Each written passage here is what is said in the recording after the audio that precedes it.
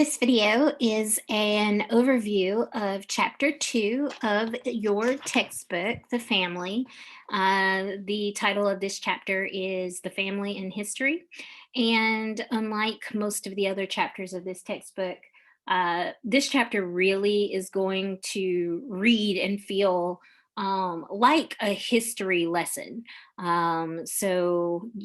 We are coming at history from this socio-historical perspective, where we are focused on the role of social forces and social structures, and particular for Cohen. He makes sure to bring back into the discussion those primary institutional arenas besides the family, market and the state. But this is going to feel much more so like a chapter out of a history textbook than a sociology textbook. And there aren't many chapters like that. This is the only chapter like that in the textbook.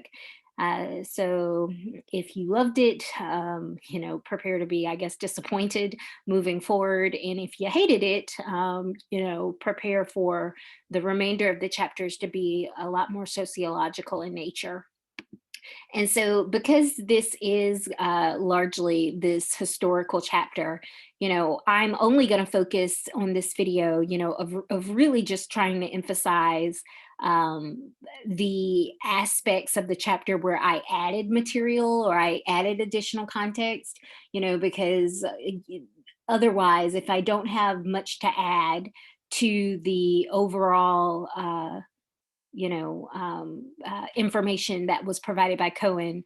I'm not going to make this video unnecessarily long by just reemphasizing, the points that he made that you have access to in your textbook.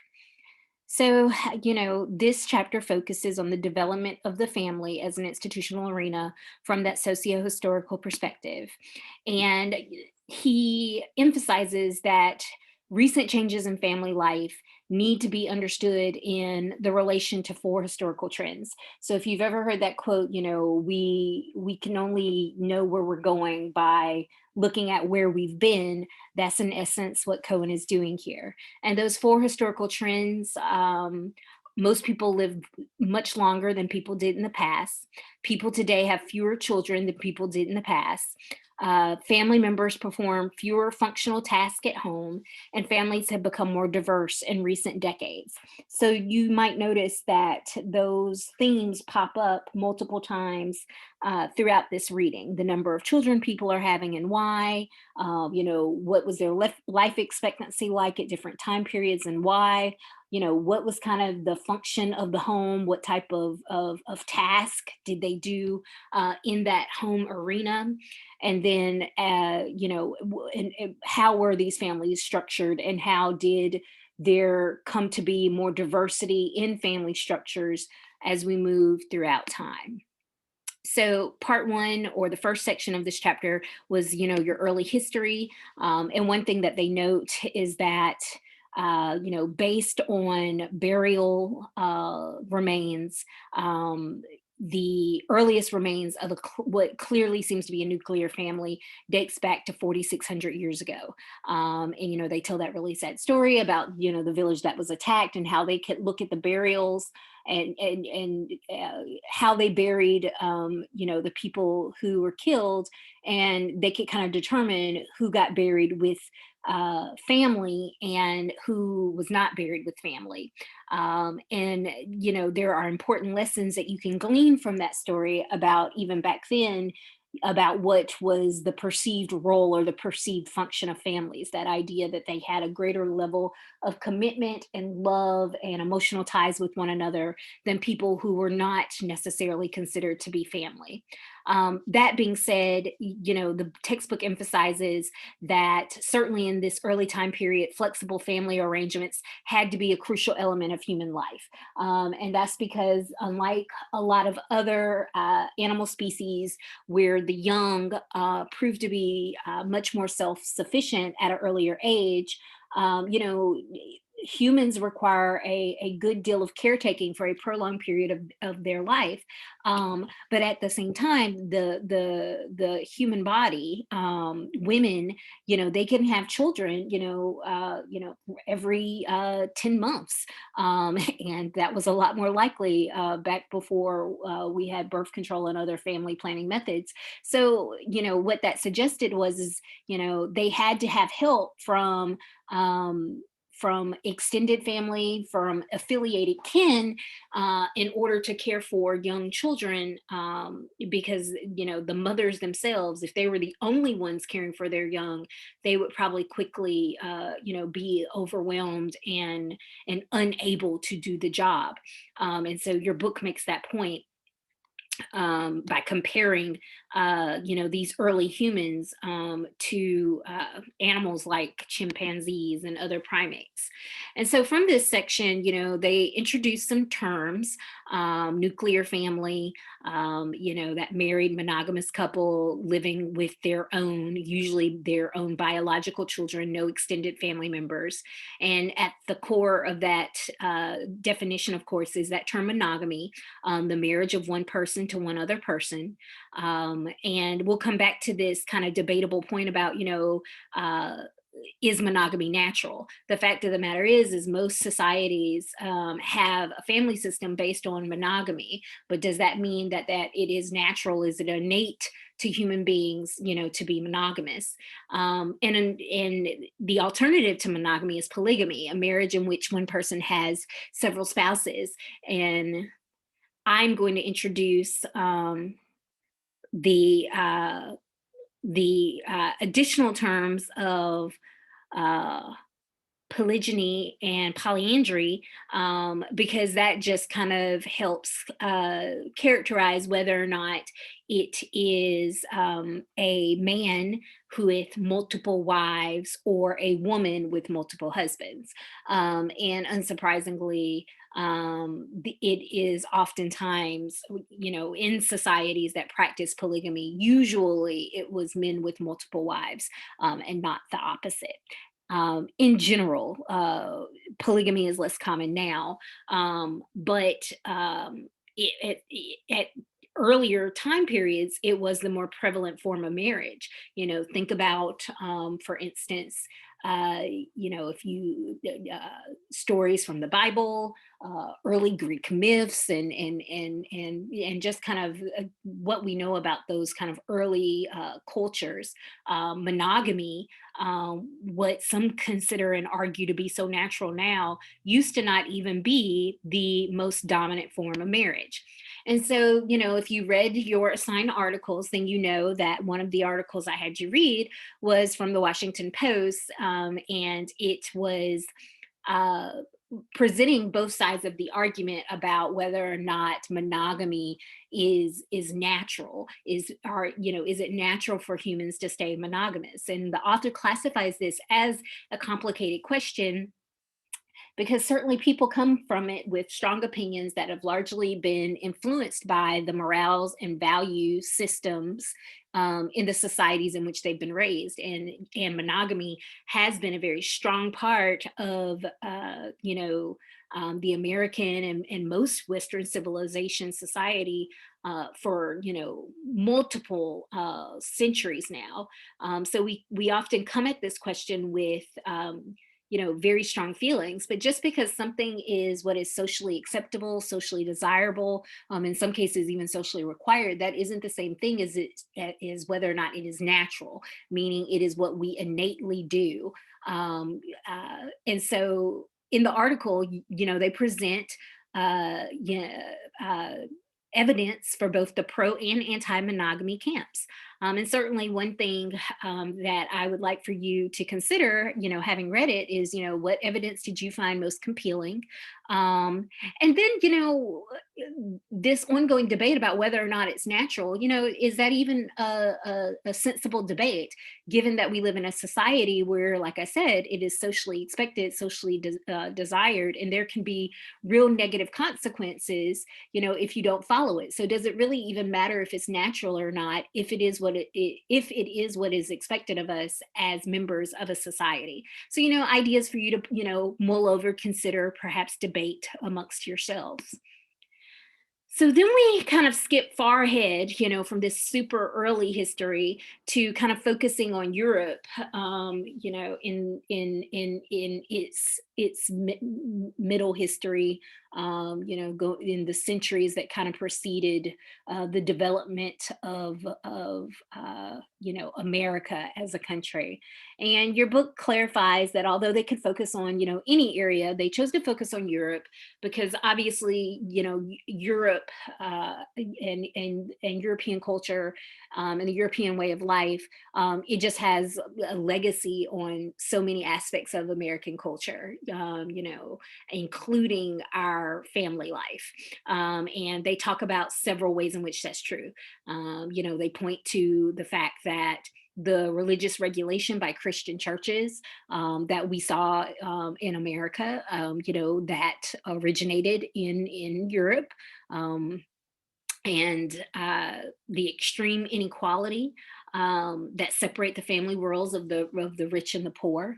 So, America prided itself on not replicating the estate system, the feudal system where you would have landed gentry, who had titles, passed down by their ancestors. So, we don't have any dukes and duchesses, lords and ladies, but we certainly have a system that creates and this was true even in the early years in America. It created this distinction between the haves and the have-nots and their family lives, how they were structured, kind of the rationales that underlie those structures. They were very different, and that distinction between the upper and the lower classes, even without the titles, that comes from Europe.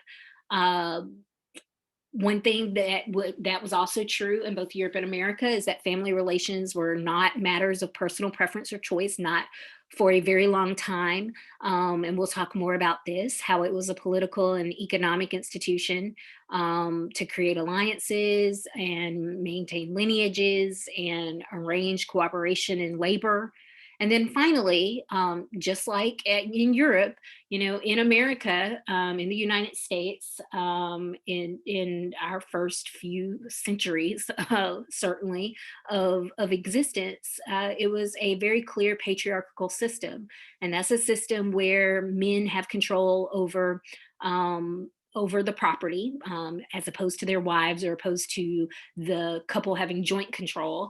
And then fathers have authority over all the other family members. And this patriarchal system in the family, we would be mirrored in larger society where men were, out in the world as business leaders, as political leaders, and women were not.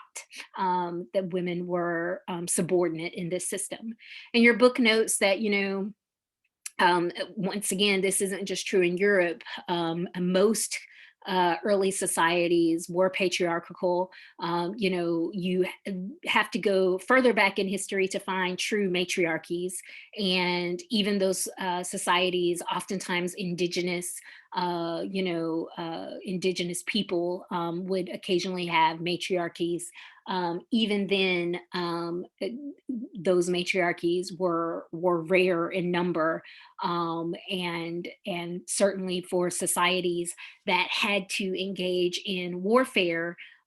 Even those matriarchies oftentimes kind of uplifted the role of men in at least in that kind of aspect of society.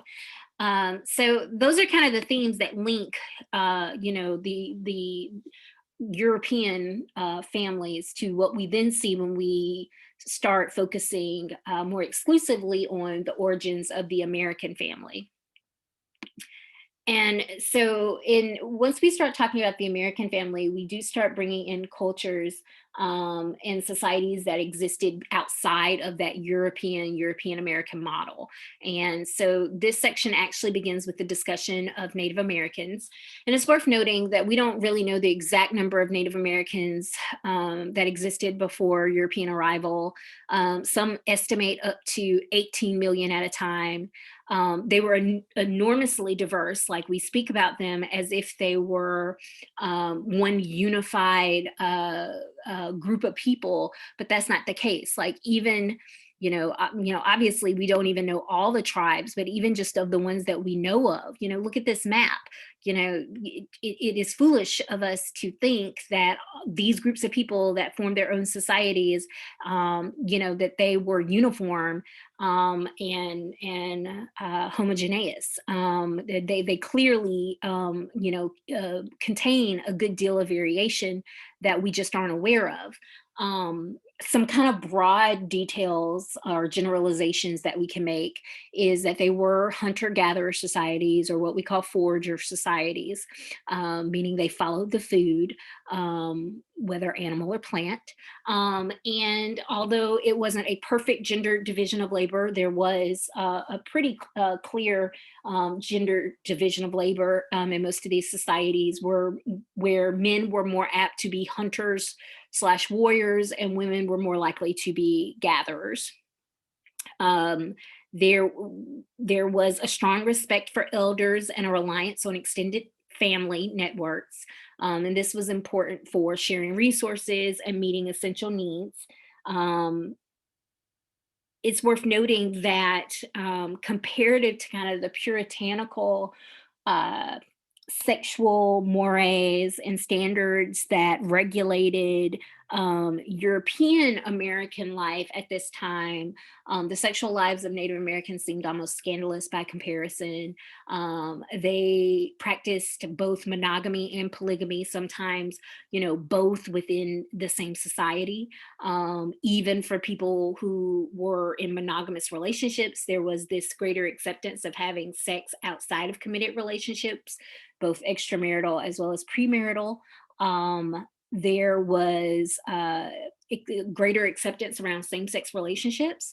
And in some of these Native American societies, we also know that gender nonconformity was accepted, that they had their version of gender fluid or transgender individuals, and offered a more accepting space, and in some cases saw these individuals as being blessed and sacred.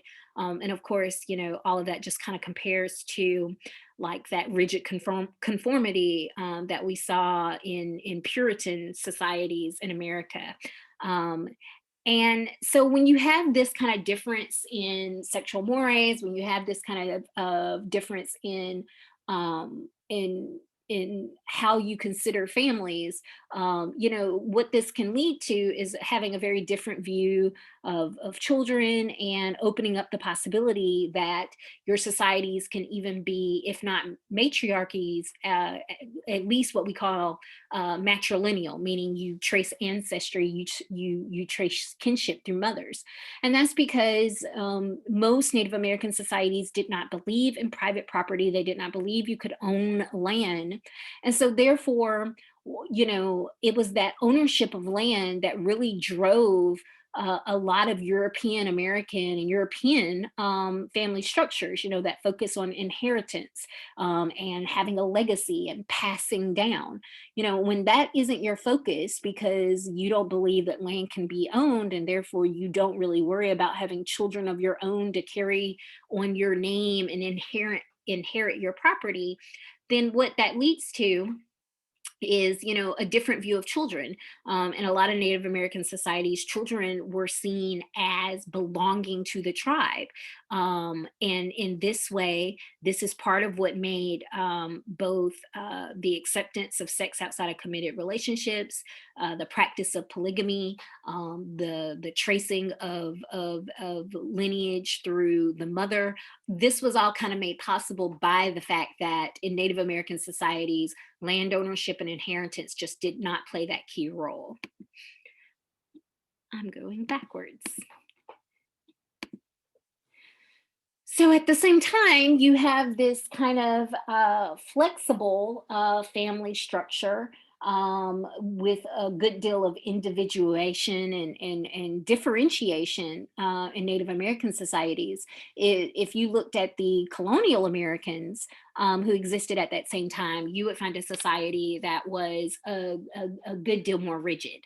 So these societies were agrarian, meaning they also lived off the land, but instead of following the food, they lived on tracts of land and they farmed or they raised livestock primarily. And so that very idea, of course, is based around land ownership. And so kind of springing from that, a lot of marriages were not about love but about practical concerns, right? So if Father Jones wanted to increase his land holdings, he might decide it is worth it for his son to marry the daughter of Father Smith, who lived on the adjoining tract of land. And so oftentimes marriage was seen as this way of creating financial stability and contributing to financial stability. Marriage was also seen as having a stabilizing influence on men in particular, and it was important to the maintenance of social structure. So there was this idea that, in order for men to be good men, to control their natural impulses, if you will, that they needed to be married. That marriage is what kept men on the straight and narrow, that allowed them to be contributing, responsible citizens. And so, particularly because there was a shortage, a dearth of women in early American societies, your book talks about how they would even have to um, basically bring women over from the old world. And it's worth noting a lot of these women were poor. In some cases, a lot of these women, would be coming over to work off a debt or a charge, that they got in the courts in England. If you were found guilty and you couldn't pay your debt, or if you were found guilty, in some cases an option of serving a long sentence, or option even of being put to death, depending on what the charge was, would be that you could go to the New World. And in this case, it wasn't even so much that England was trying to get rid of you, so much as they were trying to make sure that there were women for these men to marry, because they felt like that would be important to the stability and well-being of the new colony. And so, as we've already discussed, there was this patriarchal system. It was enforced by the community. It was enforced by the church, which, in a lot of areas, this was the Protestant church. Um, and it wasn't just that women, were not seen as fully equal in their homes comparative to their husbands. But if you looked at larger society, of course, women couldn't vote, they couldn't hold political office, they couldn't serve on juries. They really just didn't have a legal existence separate from their husband. And your book talks specifically about the coverture system, which pretty much said that women were incorporated into their husband's citizenship.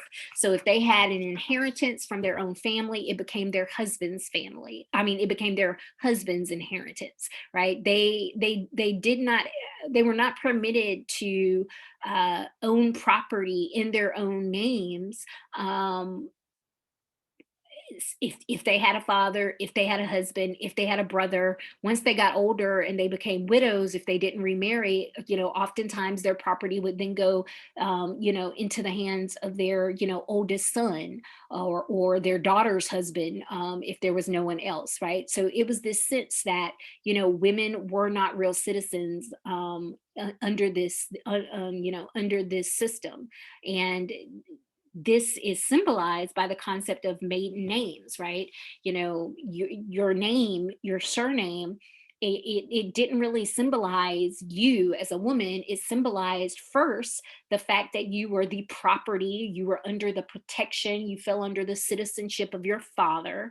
And then you gave up that name, that maiden name, the name you had when you were a maiden, when you became a married woman, because you would take on the name of your husband, because now his citizenship, I don't like to use the word ownership, but in some senses, he is, now your uh, eh, protector. He is now, your authority figure. His citizenship now subsumes yours. So you move from father to husband. Now, what's interesting, of course, and this is another article that I had you read, why do women still change their names? So the history of changing one's name is rooted in this patriarchal view. And it's a view that, obviously a lot of people no longer share. A lot of men don't say, oh, my wife is my property. And maybe, even more significantly, a lot of women don't necessarily say, I belong to my husband. My identity is subsumed under his. He makes all the decisions. I am a second class citizen in my own home. Like, very few people, take that stance. But yet, as this article points out, most women still change their name. Most men, most women in a heterosexual marriage still change their name. Most men in a heterosexual partnership indicate that they want their wife to take their name. And so it's interesting how something that clearly has these underpinnings in this early society, and in this gender inequity in an early society, how we've kind of, reconfigured, the rationale behind that to make it more romantic, and it's remained acceptable. So, one thing I would like you to think of as you're reading is, why do you think this remains such a popular practice?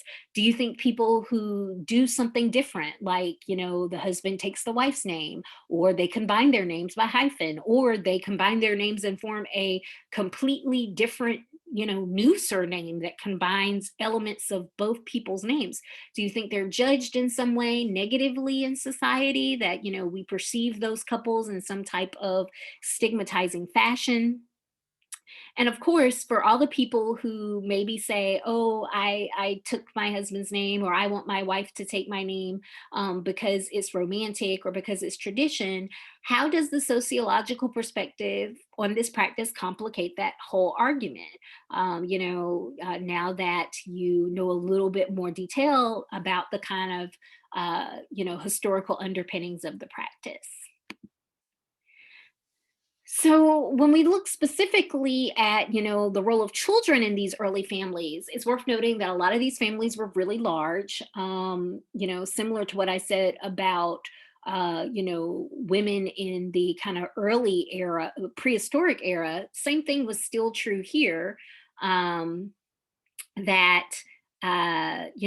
women were, birth control was not permitted, and there weren't a lot of family planning practices, and for a lot of people, the religious doctrine was, sex was for children, that sex, was for, procreation, and so that means that women pretty much, they bore children until they either couldn't, or until they died. And it's worth noting that although your book talks about the high infant mortality rate of this time, which is true, an infant mortality rate is, uh, the rate of children who are born, but do not live past their first year.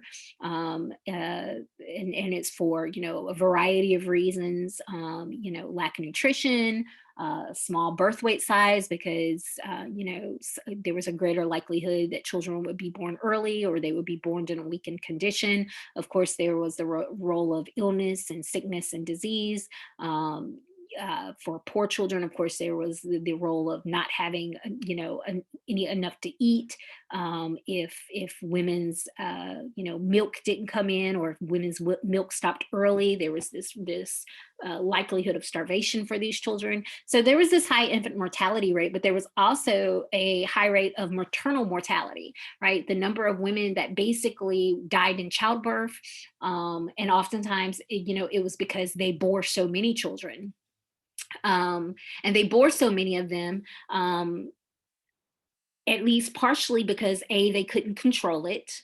Like I said, that lack of birth control, that lack of family planning, but they also bore children, a lot of children by choice, because having a large family was seen as being necessary. It was seen as a reassurance. And that's because children contributed to the economy and survival of the family. Children during this time period were many workers, and they weren't just seen as contributing to the financial survival of the family during their early years, but during a time period where we didn't have protection set aside for the elderly. You also had children to make sure that some of them survived into adulthood, hopefully were successful and able to take care of you in your old age. So they were kind of seen as social reassurance, that you wouldn't be elderly and impoverished, in your later years.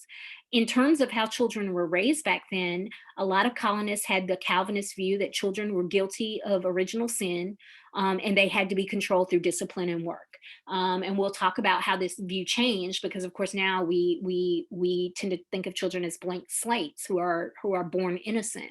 But back then they were seen as being kind of naturally wicked, and you basically had to beat and work the wickedness out of them.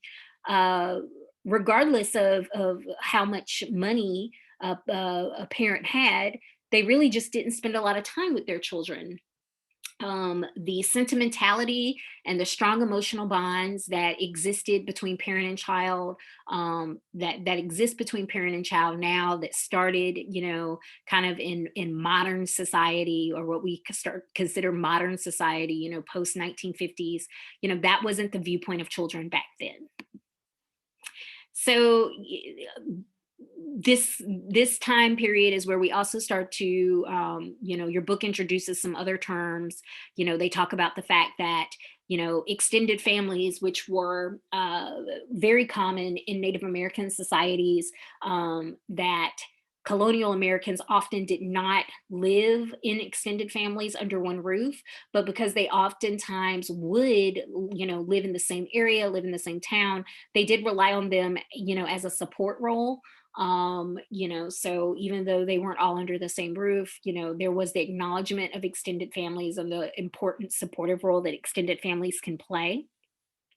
One particular form of extended family, that your book talks about, are what they call STEM families.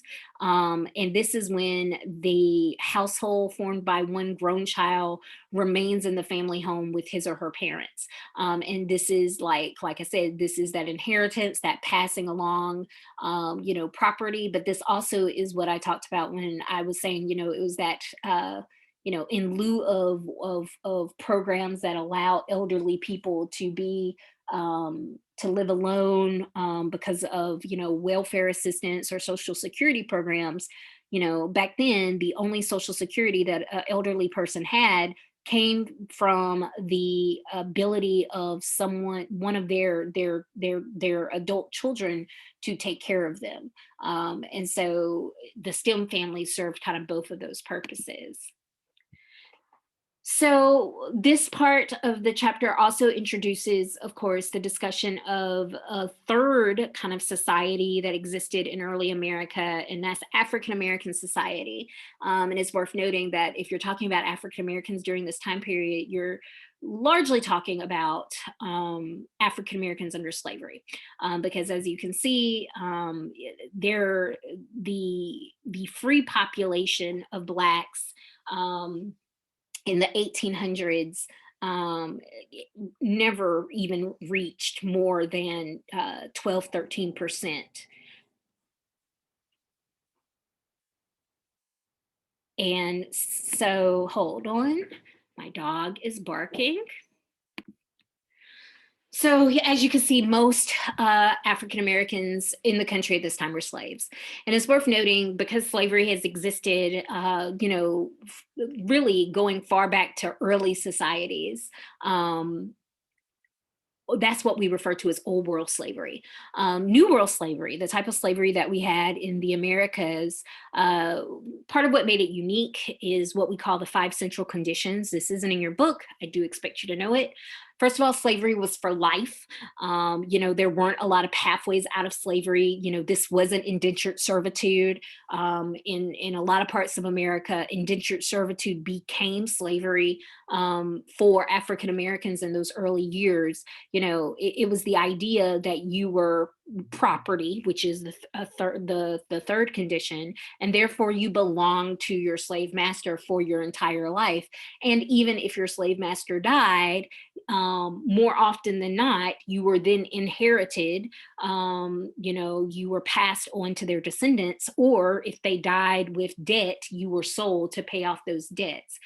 So, you were a property, much like a horse or an inanimate object. And slaves were usually not seen as human beings. And that's important when we start to consider, what did that mean for slave families?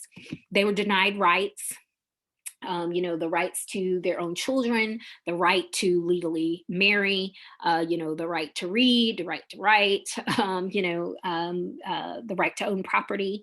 And then finally, coercion was used to maintain the system.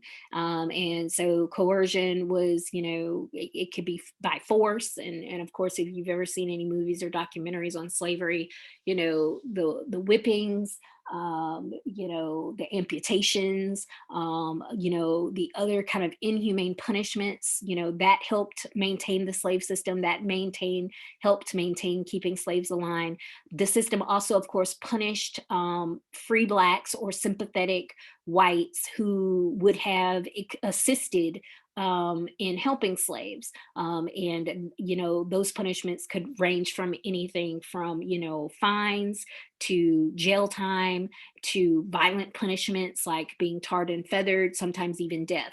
So all of that was what helped maintain the system. And then there was these elaborate legal codes called slave codes that, like I said, it formalized all of these kind of expectations about how slaves had to behave towards their owners, but also towards anyone who was white, and with punishments clearly stated out for those who did not obey. And so slavery in America, the first recorded slaves arrived in 1619. Abraham Lincoln freed the slaves with the Emancipation Proclamation in 1863. Of course, during the Civil War, that doesn't mean that the slaves, immediately got their freedom. But certainly that opened up that pathway to freedom. And then finally, after, in 1865, the 13th Amendment was passed that pretty much made slavery unconstitutional. So, we are talking about almost 250 years in America of this system. So what does that mean then for families? Well, obviously it disrupted people's uh, uh, culture and way of life, because first of all, you had these slaves who were captured from all of these different countries, and back then more like societies and tribes in Africa, particularly in the Western African region. So they were brought to America, they were given that same status of being Black and being a slave, but they had their own unique cultures and religions and languages, and then it just kind of became an amalgamation um, of this new kind of American you know mix. So for African Americans, your book notes that this is part of why oftentimes they will run into difficulties in tracing their family lineage, um, because at some point, it becomes clear, where did these slaves come from? What regions did they come from? What were their lives like before they arrived here in America? and were inserted in the slave system. Then, even under the slave system, it becomes problematic because families could be bought and sold together and separately. Slaves often would take on the surname of their master, which means that one slave, if they were owned by multiple masters in their lifetime, might have, multiple surnames. Some plantations, they just, refrain from giving their slave a surname. So all of this, of course, just makes tracking lineage difficult. Now, for the slaves themselves, what does that mean to live through this? It's worth noting that although their marriages weren't legally recognized and were, not necessarily respected by slave owners, a lot of slaves did marry, and they had children, and the children lived with their parents, and so they worked to have this kind of family structure. But that structure could be disrupted at any time because ultimately, they were just deemed as property. And so that's why your book notes most African Americans were excluded from like that, the modern family practices, regarding, structuring families, marrying for specific motivations, raising your children in a certain way. They were largely excluded from this because of slavery until after the end of the slave system. And so, what do I mean when I say this emerging modern family? So, this was 1820 to 1900. So, what is happening during this time is the rise of industrial capitalism, as well as just the kind of formalization of, this new democracy, this democratic state that we are building in America. And so both of these things contributed to new ideas and laws and the growth of the market economy. And so work is becoming urbanized, the growth of cities. And you can see that if you look at that chart, the number of people living in urban areas begins to dramatically increase, and the number of people working in agriculture in rural areas decreases. And so if you're moving into cities and you're working, in those cities, the type of work you're now doing is for wage. And that's what we call wage labor. When you lived on a farm, you would be producing the goods, your own goods, and you would sell some of them, and then you would keep some of them, to take care of your own family. But when you work for a wage, what you're producing when you're on a factory line, making widgets, shoelaces, yeah, sweaters, whatever you might be making on your factory line, it doesn't belong to you.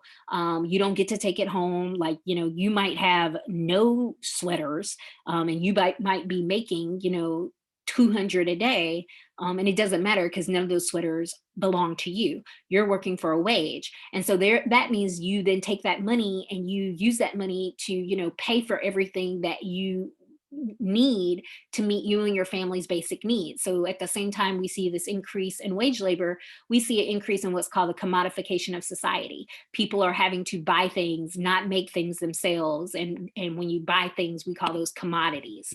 And so, this is what's going on during this time period, and so this is what's happening in the state and the market institutional arenas. What does this mean for family life? How does this impact the family arena? So your books talk specifically about how this kind of creates an even stricter division of labor than what we've ever seen before, what we call separate spheres, and I'll talk about more in upcoming slides. And then the impact that this has on family structure, family size, and particularly how many children people are having and how they raise them. So, in one way, the patriarchal ideal as the man, as the economic provider, becomes an even more powerful symbol during this time, because men are the ones who are permitted, and in some cases even the only ones even allowed, to go out and earn a wage. Now, men were seen, of course, before this as being the providers, but on farms, it's worth noting that all people on a farm family work: dad, mom, children, once they're old enough to, sprinkle some seeds and feed some pigs, right? Everyone on a farm family works. So even though a farm family might say the father is the head of the household, and he was, it became different once the father was the head of the household, because he is now the only person leaving the home to go out and work and bring in a wage that is necessary to cover all of the things your family needs to survive. In farm families, men and women are contributing to the survival of their family in a very concrete, tangible way. Um, Now that we are shifting to, this industrial society and wage labor, now it is men who are going out and earning money. Um, but what's interesting is that at the same time that this is happening, from a ideological philosophical standpoint, women are starting to embrace this idea, this growing idea of individualism and personal freedom. And part of this does come from the fact, as they shift to cities themselves, there starts to be less of an argument about, why they can't necessarily be contributing members of society, in the in the outside public sphere and not just in the private sphere, because the work is now no longer, as onerous. It doesn't necessarily require the same amount of strength or have the same inherent level of danger as like working in the fields and rural areas. And so there starts to become a push from women that they deserve more rights. And we start to see during this time period, not successfully as of yet, but we start to see a real push, especially as slaves are men are given the right to vote with the 15th Amendment. We see this kind of expanding democratic state. We start to see women saying, hey, we need to be treated as full citizens as well. Our citizenship does not need to be subsumed by, the men in our lives. And so, what's interesting is that this idea that men are the authority, it does begin to be replaced by the more romantic idea of men being protectors. So it's worth noting, it's not that the popular idea during this time becomes men and women are equal, men and women share responsibilities. It becomes more like, it becomes less acceptable to say men are the authority figure. Husbands are basically replacement fathers for women, right? It becomes less acceptable to in, you know to in, and to demean women in that way, to kind of put them in this role, treat them like children, if you will. And instead, it becomes more acceptable to say, okay, women are naturally more gentle, women are naturally, more modest, and therefore they need to be protected. And once we started painting men as protectors of women, then women started to be seen as naturally having the ability to be nurturers. And so all of this contributes to those separate spheres.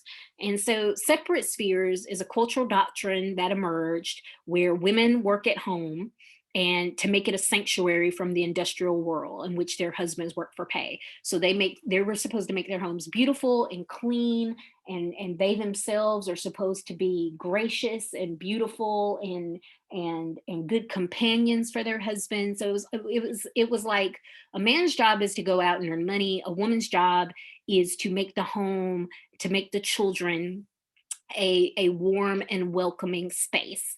And this doctrine was supported by these arguments that this is supposedly, aligned with what comes naturally to men and women. Although, like I said, keep in mind, less than 50 years ago, most women were working beside their husbands, dirty, sweaty, doing backbreaking labor in the fields, for a lot of families.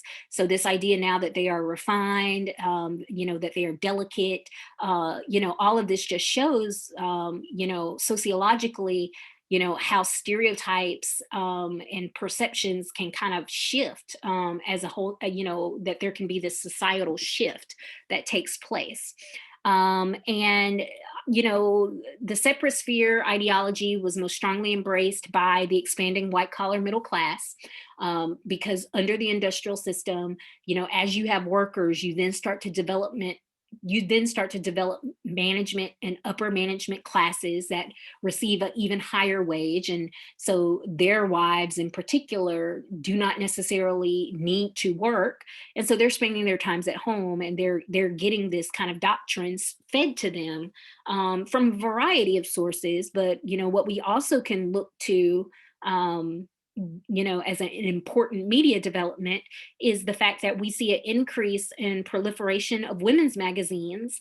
And even, if you were to pick up a Cosmo today and it was, there's like, oh, 20 ways to please your men in bed. And then there's like, oh, here's how you make engagement chicken, a chicken breast so great is, make him propose to you, right? They had their 1800 versions, early 1900 version of those articles, all of which were just emphasizing the ways in which women were supposed to be pleasing to men in terms of both appearance and demeanor and habits.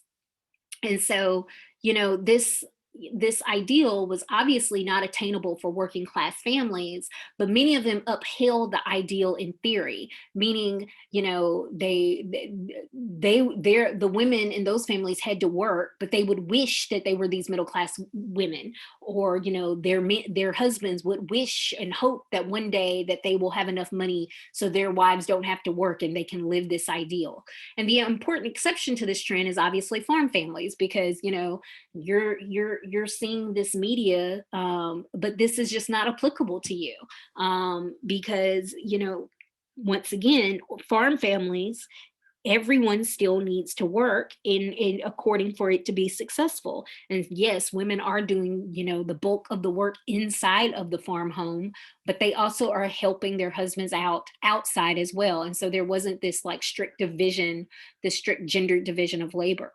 And and what happens here is, because this work inside the home starts to be defined as what women naturally do and women are good at doing and women take pleasure in doing, although this work is work and it is crucial to the economic survival, of the family, because if someone wasn't doing this cooking and cleaning, they'd have to pay for it, and or or it would create dangerous living conditions, or they would starve. So this work is crucial, but it is being defined and symbolized as not being real work, because women don't earn a wage for doing it. And so it does create this impression of wives being dependent upon their husbands. And I give you a quote that I think just kind of encapsulates everything that I just kind of talked about from page 51, that you can take a moment and read there.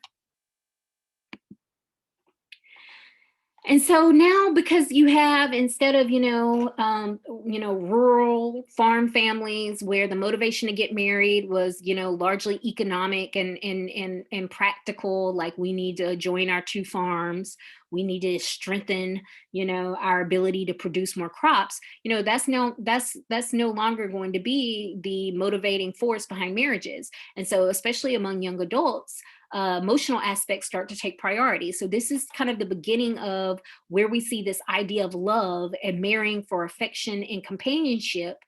This is where these decades, this time period is where we start to see this begin to overtake this idea that you marry solely for economic cooperation and financial stability. And this does cause some conflicts between parents and children, because these parents, of course, their marriages were oftentimes largely because of economic cooperation and financial stability. And now you have your young son or daughter pushing back against that. And so your book talks about how the courtship system, sometimes also called the calling system, it emerges as a compromise, because young people do have some element of choice about their partner, but because courtship involves a man calling upon a young woman in her home under the watchful eye and guidance of her family, there is still this element of parental control. And so it wasn't just purely the young person's choice. Families got to weigh in on these decisions. And we'll talk more about courtship when we talk about the later development of dating, and that's coming up a little further in the lecture. So, if you're not working on a farm, you don't need a bunch of free labor in the form of your children.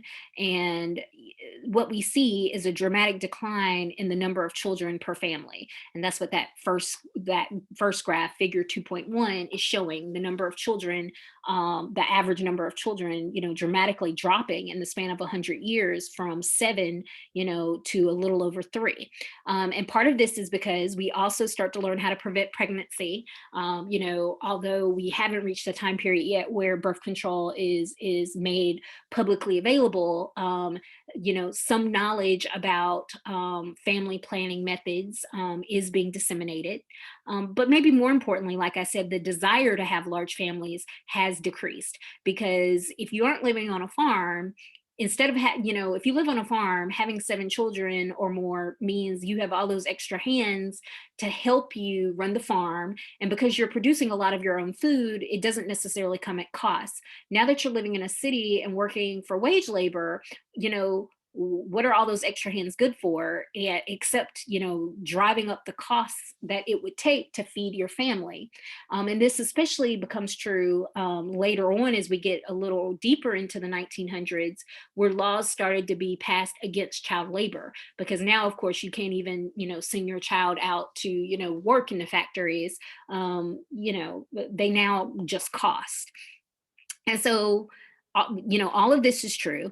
At the same time, we have advancements in sanitation, we have advancements in medical practices, we have advancements in medical treatments that result in a decrease in the infant mortality rate, which is what you see in figure 2.2. So we have less infants dying. So, all of these things combine to form or to contribute to smaller families. And going along with the shift in family structure, we also see a shift in the logic of child rearing.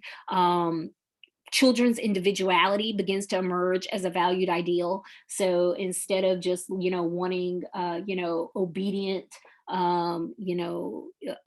obedient little workers who do everything you say, we start to see some acknowledgement that people should embrace their individual traits and personalities and dreams and talents.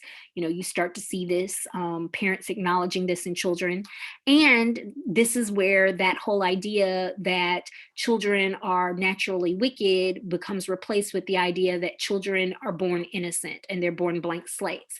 And so we start to see some shifts away from the idea that you have to use kind of force and discipline and labor to keep children in line. And you start to see, a beginning emphasis more on, the role of play, the role of imagination, and the role of education for children, particularly in the middle class. Your book makes the point that during this time period, we also kind of start to see the state start to exert more practical authority over marriage. And they talk about this by discussing what they call monogamous morality by law. And basically, this is just was the government's way of ensuring that folks are practicing monogamy, that they're getting married, and to one person, and particularly the moral standard for women to be faithful to their husbands would be enforced. If you were a woman who committed infidelity, not only would you face extreme social consequences, that was basically a legal your husband would then legally have the right to leave you. And because women had limited employment opportunities, of course, if this happened, not only are you a social pariah, you pretty much now are destitute. They didn't really require the same of men towards wives. It's worth noting. Women could not point to a man's infidelity, as reason to get out of, to get out of a marriage, or to even get the state to intervene. One of the few things the state would intervene upon a woman's behalf is if she could show that her husband was not economically supporting her and her children. In that sense, the state could step in and allow the woman to leave for the marriage to be annulled so that she could marry a better provider. Because of course, keep in mind once again that idea is that women are in that private sphere. They are not meant to be working and taking care of themselves. They're solely reliant upon the men in their lives, and so the state would try to a certain extent, ensure that this was happening. And, fun fact, because it doesn't really come up in this chapter, but this was part of the push behind, prohibition that comes a few decades later. It's the number, some of the initial supporters of prohibition were women in women's temperance leagues. And part of the issue they had is that, if their husbands were alcoholics, that they would drink away their wages, and it would be leaving them and their families destitute. And so they a big part of the argument behind prohibition was trying to get the state to make men better providers.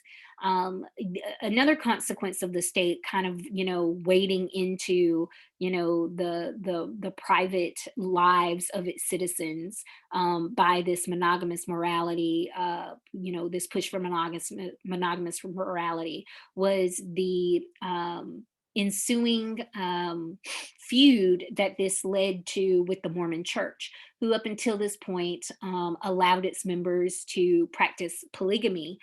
They were the one group in America that, of European Americans in particular, that, kind of openly sanctioned the practice. And their refusal to initially abide by these morality, these monogamy laws, it led to things like persecution and legal persecution, jail, being imprisoned. And it was part of the reason why the country was very slow to accept and ratify Utah becoming a state. It was only once, the Mormon Church kind of, as an institution, you know, banned polygamy as a practice, and stopped sanctioning it, that the country kind of accepted Utah into the union as a state. Now, what happens in the separate spheres, because I just talked about the fact that what if you were married to someone that wasn't a good spouse, whether because they were alcoholic or just lazy, but they did not take care of your family economically. That was the thing with the separate spheres, is because you had kind of created this world where most women did not have the ability to financially take care of themselves.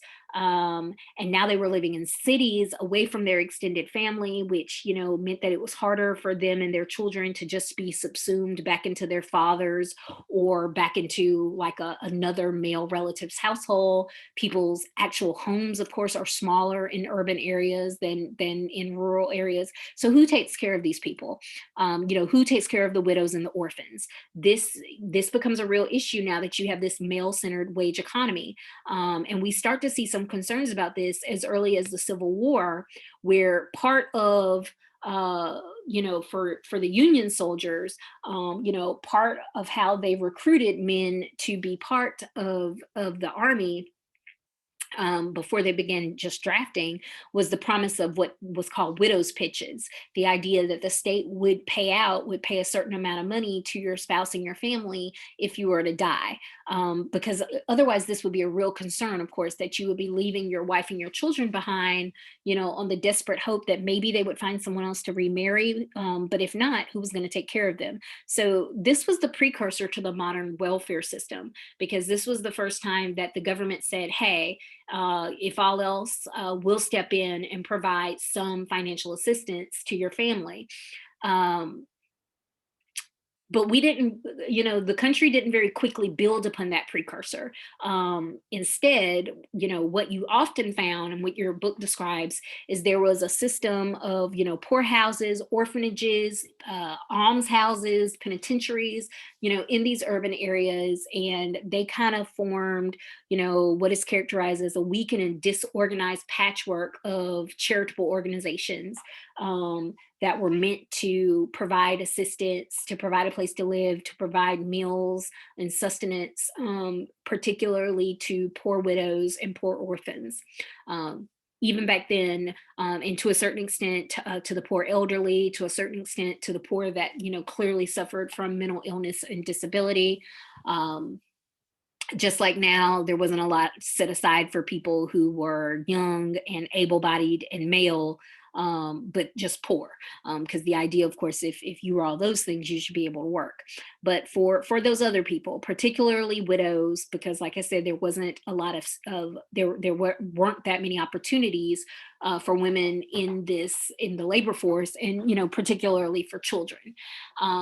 And so at some point, because, like I said, this is disorganized, it's kind of being run based on different charitable organizations, which means, they could be overwhelmed, they could fold.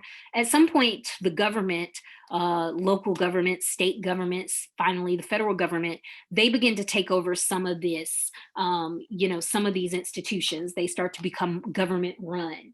And your book notes that, the two common features that come out of this emerging welfare system is that we isolate people in need of assistance from the rest of the population.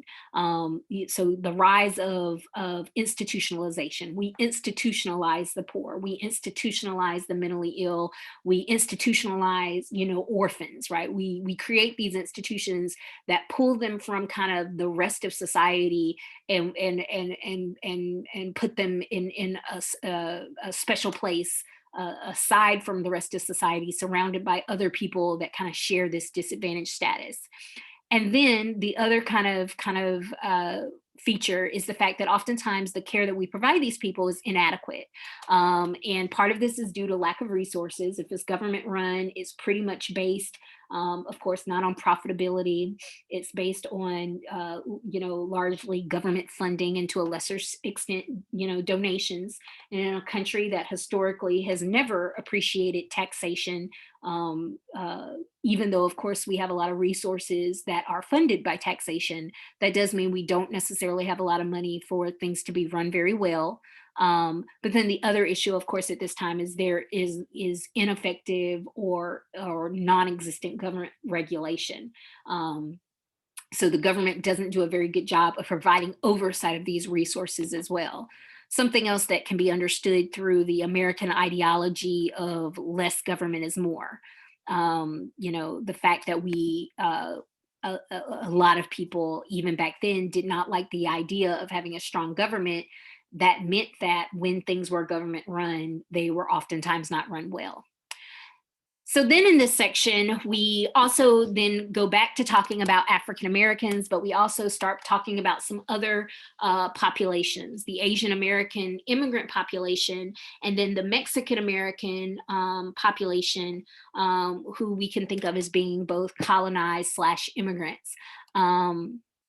And here's the kind of quote from your book that kind of ties, provides a tie between our discussion of the family, the socio-historical development of the family, to these specific groups.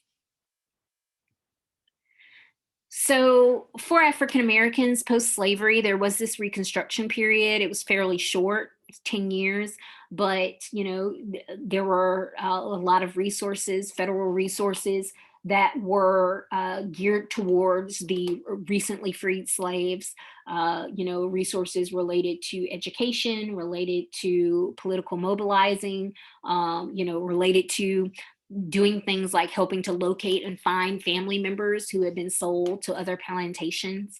And during this period, you saw, as the book noted, a lot of African Americans using these resources to be reunited with family members, taking advantage, the men taking advantage of the recently granted right to vote and to run for political office, buy land, set up their own homes.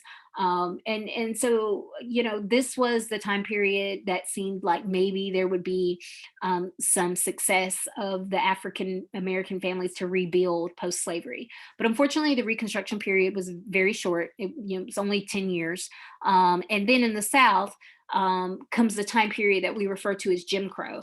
And this is where slavery wasn't necessarily reinstitutionalized, but something very akin to slavery was. Um, Segregation on the basis of race was institutionalized by law, and we call this the Jim Crow period. And so this is the period, of course, where you would have separate facilities for whites and blacks. African Americans would have to sit in a different part of a theater. They sit in the back of the bus. They wouldn't be able to use the front entrance of a restaurant. All of these types of things, this segregation by law. And around the same time period, the sharecropping system took hold, where basically they would farm on land, oftentimes owned by their former plantation owners. And it was called sharecropping because the idea was they were supposed to share the profits of the crops. But oftentimes this system wound up being a very debilitating system, because if there were bad crop years, they would have to borrow against future crops, and they would have to buy supplies from the kind of store that was oftentimes run by the same person who owned the land. And so they would basically they would wind up in all these debt. And so even if there was a strong crop year, it was usually not enough for them to get out of debt. It certainly wasn't not enough for them to get ahead. Um, so the positive is family formation was now totally under their control, right? No one could really control, who they married. No one could take and sell their children away, but they were facing extreme poverty. And so the impact of this kind of these social circumstances on African American families means that this kind of beginning, there was going to be there was more gender equality within these families than white families, and that's because of the greater economic role of women. Separate spheres was largely just not an option for the vast majority of African American families, where both men and women had to work very hard to contribute to the family's survival. Similarly, the marriages oftentimes were very fragile. In the same way that we know that economics is kind of the primary contributor to divorce today, we know that the persistent poverty and hardship that these families face oftentimes contributed to families falling apart, men leaving their families, women deciding that the man is not being a good provider, he's not being helpful, and taking the children and moving away. But these families had a higher rate. African American families during this time period had a higher rate of dissolution than white families. But the kind of flip side of this is because the nuclear family was more fragile.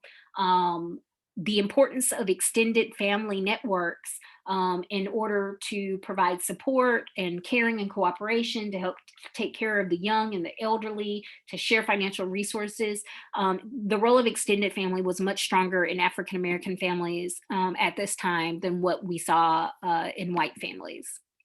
Now, for Asian Americans, for the most part, unless we're talking about Hawaii, which we're not, but if we're talking about the mainland U.S., we're really at this time period almost just talking about the Chinese because they were our earliest Asian American immigrants. They started arriving primarily in the West in 1852 during the gold rush years, as well as the fact that they were coming to work in on the railroads in addition to the mines.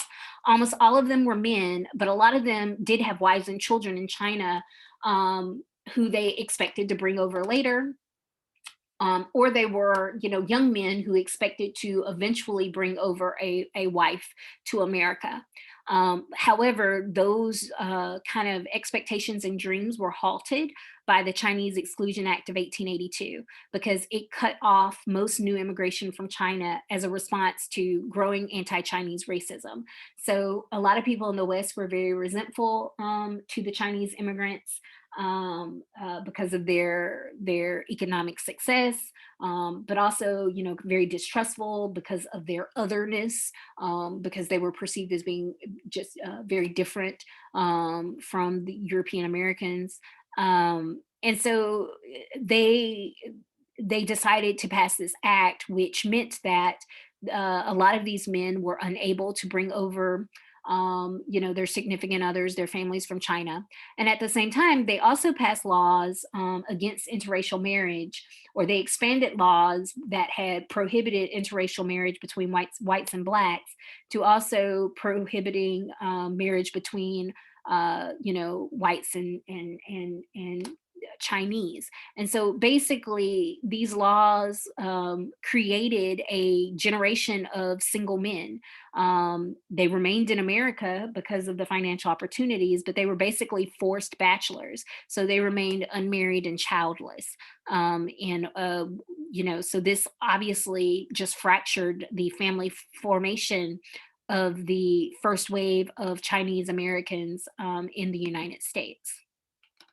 And the final group that your book kind of touches on in this chapter are Mexican Americans. And so it's worth noting that the first major group of Latinos were not immigrants. They were Mexicans who became colonized Americans when the United States won the Mexican American War in 1848.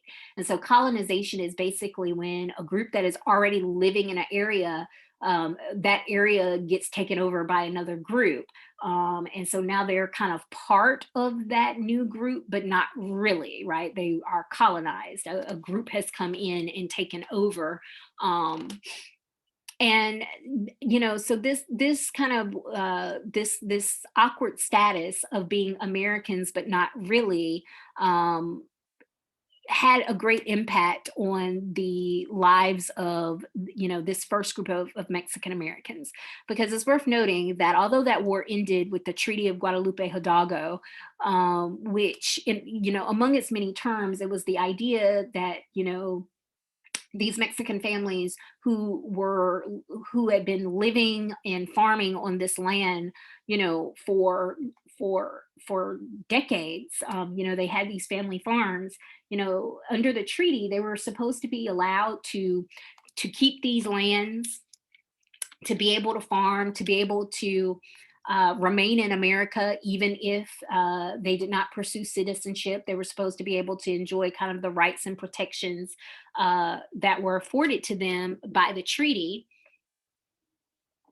But this largely did not happen. Your book says they were forced to travel the country seeking work after large commercial farms put them out of business. And it's worth noting that that was part of the reason some of them were put out of business. Some of them were also run out by violence and intimidation. Some of them were, forced totally out of the country, once again, by violence and intimidation. But basically, for those that chose to stay, the fact that they had to chase work, it it impacted their families because now their families included these long periods of separation, where the men would often go around the country looking for work, or in some cases, there would be this circular migration where they would go back and forth between America and Mexico. Sometimes it was to find work. Sometimes it was because policies would kind of push them out of America. even if by this point they were legal citizens. So this meant that the families, they required strong family bonds, and similar to African Americans, extended family care relationships were really important, because oftentimes one or even both of the nuclear family parents would be gone, looking for work. And your book notes that this is a precursor to a phenomena that we refer to as familialism, and that is kind of that kind of almost outsized appreciation and devotion to the family and to family bonds. Familialism is oftentimes posed or presented as an alternative as individualism, right? A person who embraces individualism, obviously they love and care about their family, but they put themselves first, their wants, their needs, what is good for them. While familialism asks the question, what is good for my family? What does my family need? Even if it comes at the expense of what would be best for me. So then we come to the modern family.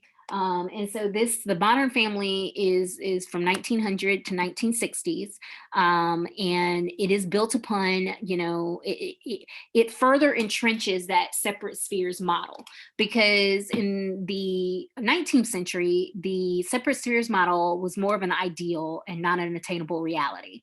However, as we start to reach the middle of the 20th century, the 1940s and 50s, the male breadwinner, female homemaker household becomes more feasible for more and more people, particularly for white Americans, who were best able to benefit from the economic boom that America experienced during the World War II years and post World War II years. So what we also see during this time period as this kind of middle class lifestyle is now within reach for so many, is that we also have this new kind of marriage and family, this new ideal type that your book discusses, which is called the companionship family, characterized by mutual affection, equality, and comradeship of its members. And so at the heart of the companionship family is the companionate marriage. And this is this idea that you are marrying someone who is also your friend. They are also your companion. It isn't just, marriage is now no longer just a practical platform for cooperation and survival. But if you think about, what do people say today? I'm marrying my best friend. That idea comes out of this time period. And so if this is what's motivating people to get married, unsurprisingly, what we now see is a different way in which people find their marriage partners. And so what we see is the rise of dating. Courtship is replaced by dating. And so because I teach this in my gender class, here's kind of an expanded slide that discusses the distinction between the dating system, which is also called treating, and the courtship system, which is also called calling. So the dating system, as discussed, it emerged in the 20th century and it replaced the courtship system, which emerged in the 19th century. And it's important because this also was a shift in power. Under the courtship system, women did have a more power than men, because the men were coming to their home, they were asking their parents' permission to call upon them. And so certainly, especially if you had family, if you had parents willing to consider your opinion, a woman had a good deal of power in determining who she would allow to call upon her, how she would treat him once he was in her home. But under the dating system, which instead of taking place in the private setting, the woman's home is now taking place in the public setting, right? In clubs and restaurants and diners and parks and fairs and circuses, like all of these kind of amusements that were popping up, where people in later in movie theaters, right? All these places that were popping up where someone would take their date and would pay for them to have this experience. Men now have the power. Because of the separate spheres, men were the ones most likely to have the money to do the treating, and therefore They had the power to thus ask. If you were paying for the date, you had the ability to ask for the date. And so this is important because now women that wanted to find a partner, they had to make themselves, more appealing to men in order to get them to ask. Um, and men could have that men had a lot more power in the system. Who didn't have a lot more power in the system, of course, were parents. Dating is now a private matter between two individuals, even though it was taking place in a public setting, while courting was a public matter, in the sense that it involved usually, at least for the young woman, her entire family, their awareness, and as well as her parents' permission. So it was a public matter, even though it was taking place in a private setting. Another major difference between dating and courtship is that dating involved multiple overlapping relationships, and it did not necessarily come with the expectation of a long-term commitment. It was almost expected that you would be dating, particularly men, but also for women, that you could be dating and accepting dates from multiple partners. While because of the involvement of family, calling and courtship, particularly as it went on, it was seen as being more serious, and it was considered bad form to be courting seriously, multiple young women, and most families would not allow that. And so dating, it replaced courtship, and it remained kind of the dominant kind of way in which a person met their partner until it started to significantly decline around 1965, although it did change forms to a certain extent, in the 1940s and 50s, and I'll talk about that a little bit more in upcoming slides. And so, this idea, kind of just like the name changes, that to this day, for a lot of people, they expect men to ask. If we're talking about heterosexual relationships, they expect men to ask and they expect men to pay for dates. Once again, this is rooted in a historical, gender inequity relation that existed between men and women. Men used to ask and pay because they were the ones that pretty much were allowed to work outside of the home and that had this kind of freedom, and had this type of economic, ability to do so. In a world today where, most women, especially before they're married, they work outside of the home. And although there is a wage gap between men and women, it's not necessarily as significant in the earlier, pre-childbearing years. So it raises the question, kind of like the name change question: why do we still do this? Read this article, and especially consider the author's point that because we've socially constructed this idea when we began the system of dating that men ask and men pay, does it contribute to confusion around whether or not it is a date or not if a woman pays or if people go Dutch? And really consider, what does that mean, sociologically, about the social construction around this phenomena of dating, and do you think it's changing, and if it's not changing, why? If it is changing, why? So just things to consider. And also, in the same way you can ask the same question for the name changes, all of this, of course, is based upon heteronormative practices and assumptions. We have a growing number of openly out LGBTQ relationships. How do they approach these practices when they've been given a script that doesn't necessarily make sense, when you have partners that, don't necessarily identify as cisgender men and women?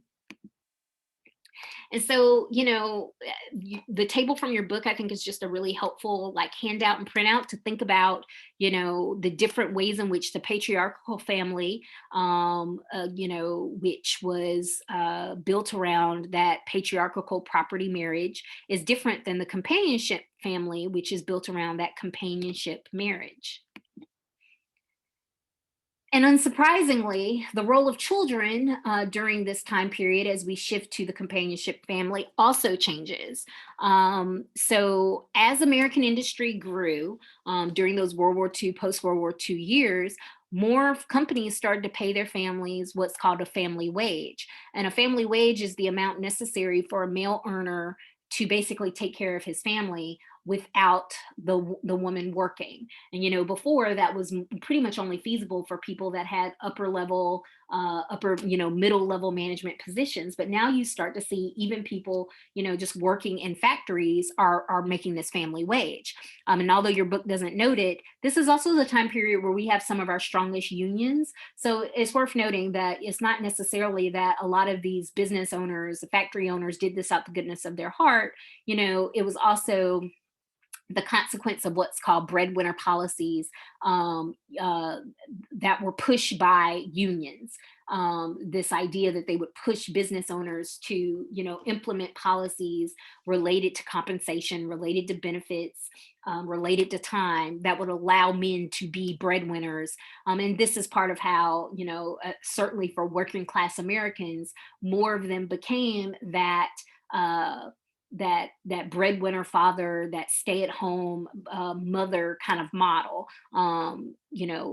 comparative to 50 years before. The government also, the state also begins to kind of step in here and provide some incentives for marriage. And we'll talk about those more here in a second, but certainly, whether it's through the form of tax breaks, whether it's through the form of mortgage loans for people to buy homes. Um, they began passing policies that encourage people to become a family as opposed to remaining single, unmarried individuals. And so during this time, we see that people start getting married younger because they're marrying for love and companionship. And also, of course, the influence of the war. But the birth rate really began to expand at the end of World War II. And so that high period of birth rates, as people celebrated their loved ones coming from home from the war, as they celebrated sexually the war being over, during this period of time, we have what's called the baby boom. And that's the high number of babies that were born between 1946 and 1964. And your book talks about how the baby boom parents, these were people who experienced the economic depression of the 1920s, and then the all consuming war that followed it. And now all of a sudden they're in this period of prosperity. And so they embrace this stability by turning to their family life and their children and trying to kind of create this like idealized life. And it's worth noting that this idealized life is being promoted, in the media, the old media like the radio and the magazines. But this is also a time period where we start to see new media in the form of TV and TV shows, all of which are kind of just promoting what we now kind of call the golden years. Although I will note in a second, they weren't necessarily that golden, but that was the perception. And so, post World War II, people see marriage and parenthood as almost their patriotic duty. There's this prosperity. So, there is an appeal to having, more children than in the previous years. Children are now healthier than ever before. This is where we get, some advancements in medical treatments, advancements in vaccines. For instance, Salk and the polio vaccine. Polio had definitely ravaged, earlier generations of children. But at the same time, unlike when people were in the urban areas, after having left the farms, and it was like, okay, kids are costly, and where are we going to raise all these kids in the city? Post World War II, we have the rise of the suburbs. So economic prosperity encourage migration out of the cities. And the federal government encouraged this as well because they did things like they extended the highway system, which allowed people to live with their families outside of the city and the men to commute into the city, for work. They offered, low rate housing mortgage loans to buyers, first time buyers. And then the Veterans Administration offered even lower rates to XGIs. We start to have these suburban ideals being built. A good example of this, if you're interested, is Levittown, which was created by William Levitt. And imagine moving from an apartment, and this is what these were specs from Levittown. Imagine living in an apartment, in a crowded building with multiple units, and now all of a sudden someone is offering you this special introductory price, $57 a month, and you don't even have to put any cash down if you're a veteran. You now have this home that's sitting on a little tract of land, a little tract, grass, and that you get to decorate and design and live in. And this home basically screams, hey, move here and raise your family and be happy like the families you see on TV. And lots of Americans, particularly white Americans, took the government, took these housing developers, up on this offer. Now, why do I emphasize white Americans? Well, that's because we now know suburbs weren't very open to all. A lot of these early suburbs had what we call race covenants, where they would prevent the selling of the homes to people of color, particularly African Americans. We know now that the FHA and the VA did not necessarily offer mortgage loans to the people of color, to GIs, and when they did, they offered them with rates that were not as good as the ones that were offered to whites at that time. We know that real estate agents would engage in kind of devious practices like racial steering, where they would steer people of color to neighborhoods predominantly, um, uh, you know, uh, predominantly already people of color. Or they would do what's called blockbusting, where if they would sell a home to a family of color, they would then encourage the white homeowners to move out to another neighborhood, and then they would then sell those homes to other people of color, thus turning what could have been a mixed neighborhood into now a racially homogeneous one.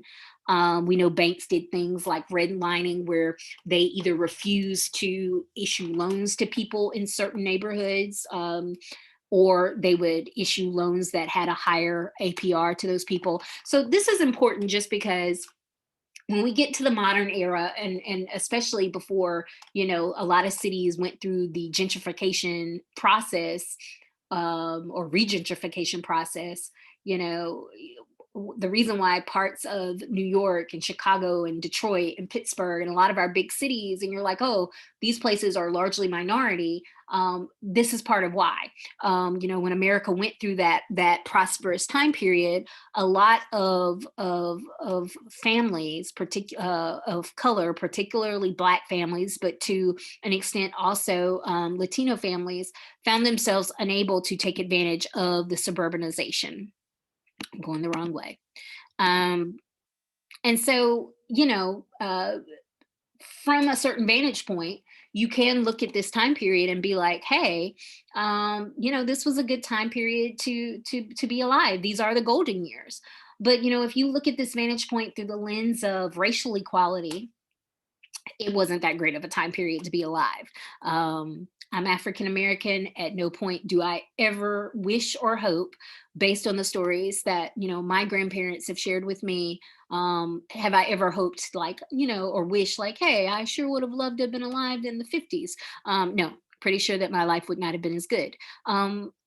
It's worth noting that if we look through, if we look back to the 50s through the lens even of gender, it's not necessarily, as golden as we might make it out to be. Because it's worth noting that for a lot of women, they entered into the occupations that had been dominated by men during the World War II era. They were pushed by the government. It was their patriotic duty to work. And this was after, almost 100 years of that separate spheres doctrine. But now all of a sudden they're saying, we need you to work. And after the war ended, there was this counter campaign to push them back into the home.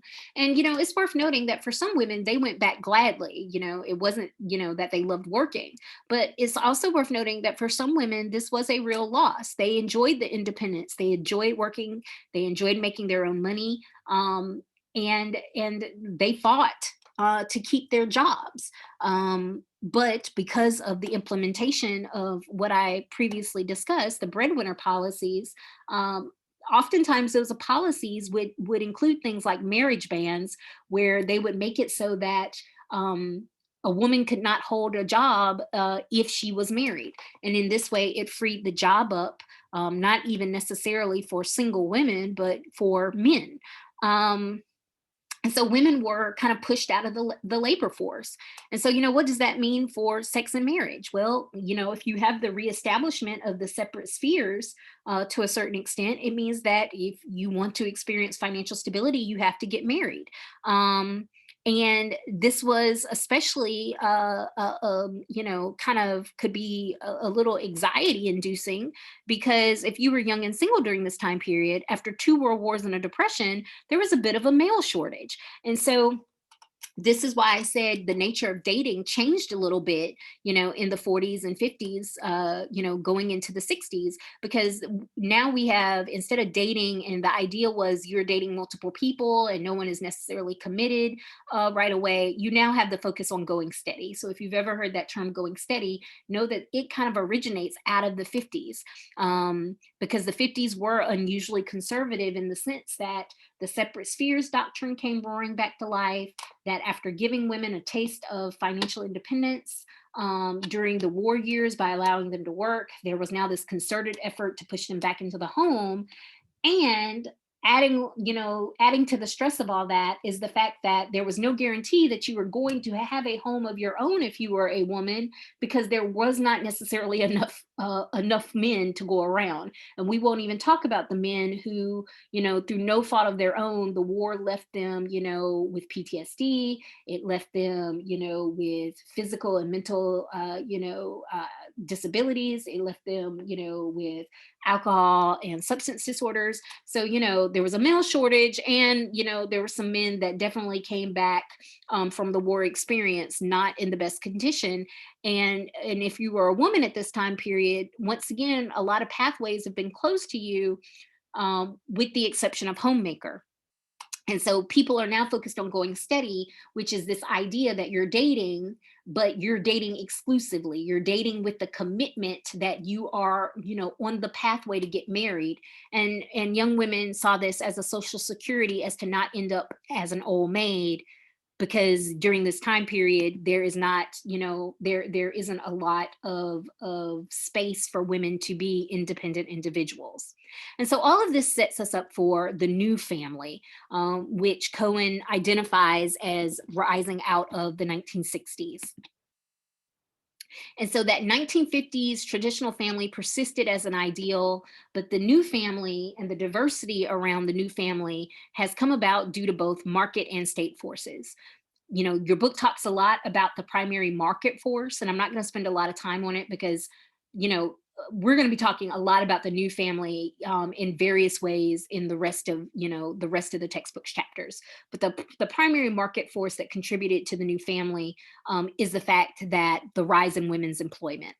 Um, some of this, of course, comes from the push of there has been increases in the standard of living, the cost of the standard of living, and that hasn't been met by an expansion of the family wage. So most families need, both male and female partners to work and to contribute. But then there's also been like the pull of, women began to see education and careers as a pathway to personal fulfillment and enjoyment. One thing that came out of the 50s, as we went into the 60s, and we saw the rise of the feminist movement and the women's movement, was this idea that a lot of women weren't fulfilled, um, being constrained to being wives and mothers. It's one thing to actively choose that, it's another thing to be forced into that pathway and have that as your only option. So, the fact that, jobs and anti-discrimination laws, made it possible for women to more actively participate in the labor force, that has contributed to the diversity of family structures. And then state forces such as Social Security has allowed people to structure their lives more independently. Elderly people are not necessarily as reliant on their progeny as they used to be. There's less concern about, like, I have to get, married again if I'm a widow. So you take both of those, and there's less concern even of having children at all, if you know that you have your ability to fall back upon your own savings, your own retirement, and these government options. Um, so you take kind of both of these forces, and what it contributed to was the fact that we now have what your book calls a greater diversity in family structure. So this is basically showing the different types of households. Are people living as married couples? Are they living in an extended family household? Are they living by themselves as just individuals? Are they living in a single parent household, where it's one person and they're raising children? Are they living in a non-family group, roommate situation? So you can kind of see, compared to the 1950s and the 1960s, where that married couple household was kind of the dominant, you can kind of see that they've had a kind of decline in their share of households. And you start to see that, especially, there are more people living alone. We'll talk about that more in a second. um, and although people talk about the increase in single parents, you can certainly see that although there has been an increase since the 1950s and the 1960s, it's kind of remained semi-stable. 1990s, 2000s, 2010, 2017, like that overall share has largely remained the same. Extended family households have increased in the last 2 decades, and that probably has a lot to do with market forces, primarily the economic recession. But all of this is just to say that there has been an increase in the diversity of family life. Doesn't mean that the respect for marriage has fallen. And there is this concern around that, and they call it the decline of marriage. Are people not choosing to get married? Um, and we'll talk about what the data says in on the next slide. But it's just worth it to note that the state of being married is still an important part of the identity for modern individuals. And people pursue marriage for reasons that are individualistic and self-centered, like their personal happiness, personal goal fulfillment. And they still pursue marriage even when they now have the ability to choose other options, right? So it's not necessarily a bad thing that marriage is now just one of many options for young adults. Um, and just because there are other options that exist, it doesn't necessarily mean that people are like, boo, marriage, because that retreat from marriage hasn't really happened. Marriage is still common. But when you combine it with the fact that people are marrying later and divorce is more frequent, that does mean that people spend less time being married overall than in the past. So people get married later. Your book talks about that. The average now is about 27 for men and 29 for, I mean, 27 for women and 29 for men. And I give you um, a look at the average age of marriage over time, and you can see that in that bottom line graph. Um, and the reason why people are delaying it is, both men and women are spending more time in education. As I noted, women have more independence because they're in the labor force. Birth control technology and legal abortion. A lot of us probably don't want to necessarily think about the number of our, grandparents, great grandparents, great grandparents who perhaps got married because it was more or less a shotgun wedding, and they were getting married to hide the fact that a baby was on the way. And certainly there might be some people still marrying for that reason. But not only is there less social pressure for people to do so, but there are also other options for people that find themselves, there are more options for people wanting to engage in family planning. And then finally, economic conditions and uncertainty. Um, you would think, common sense wise, that when things are bad economically, people might want to hitch their fortunes together in order to save money, in order to be able to cooperate and rely on someone, have someone else to rely on to help pay the bills. But what we found, in the last 50 years, is that's actually less true.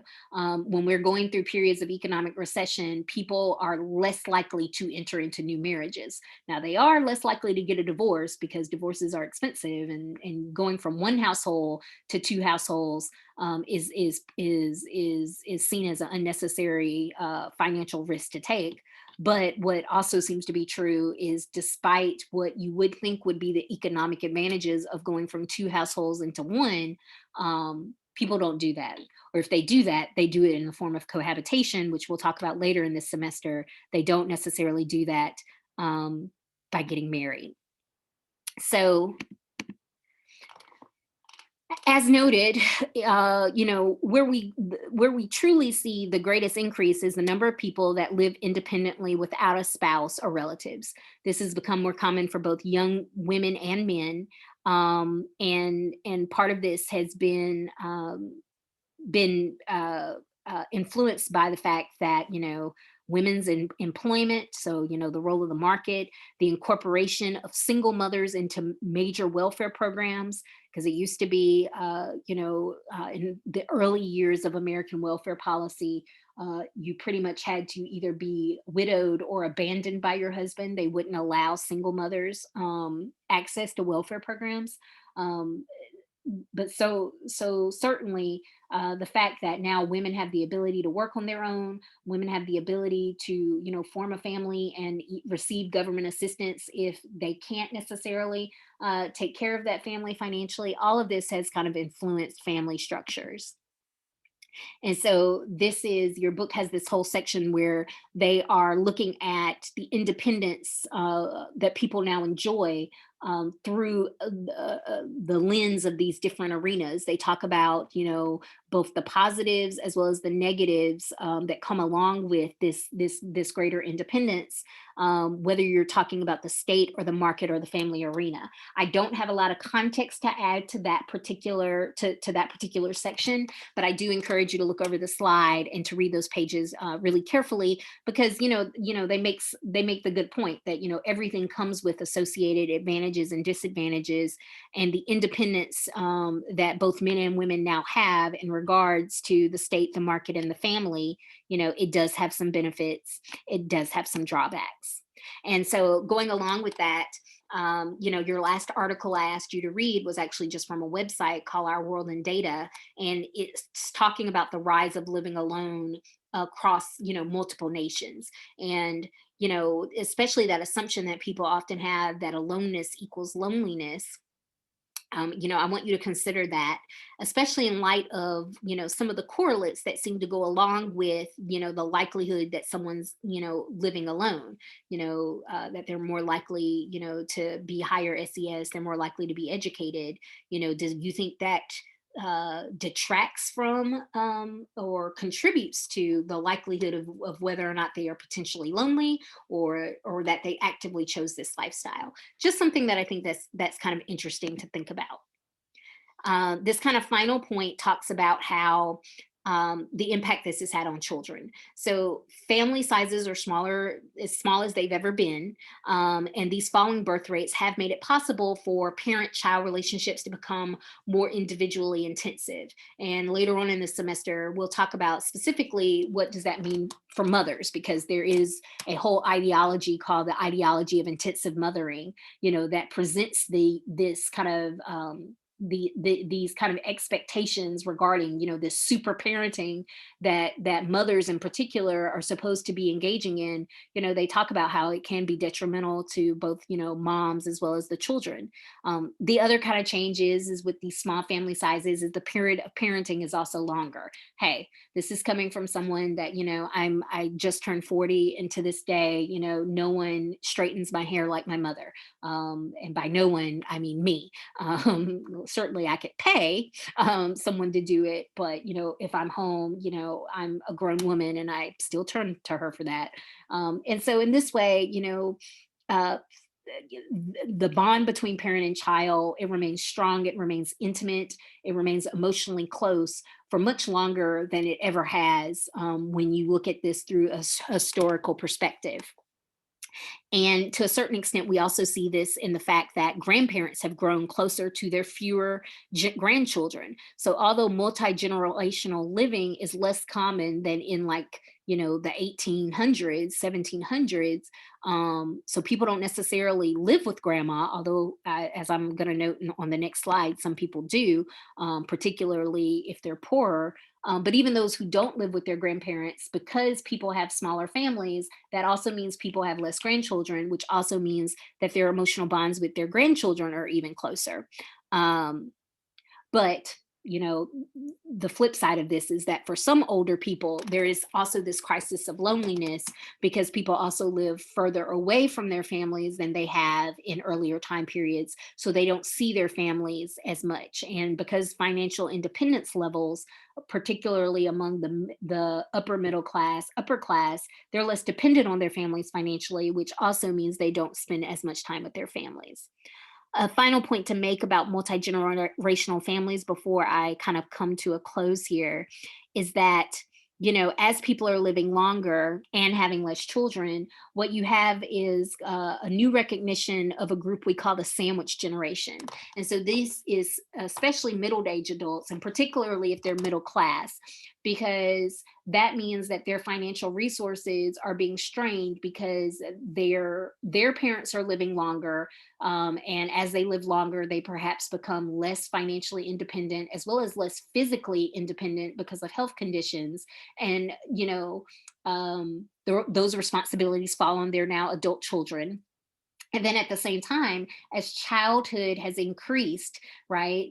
So now it's not just the expectation that you take care of your kid, through the age 18, but now through college. And as more people go into graduate programs, especially for upper middle class families, the expectation you still should be contributing while they are in that early adulthood phase. This just means that, for this particular generation, one thing that is of sociological interest is how, they're kind of being sandwiched between responsibilities for both the younger and their older generation.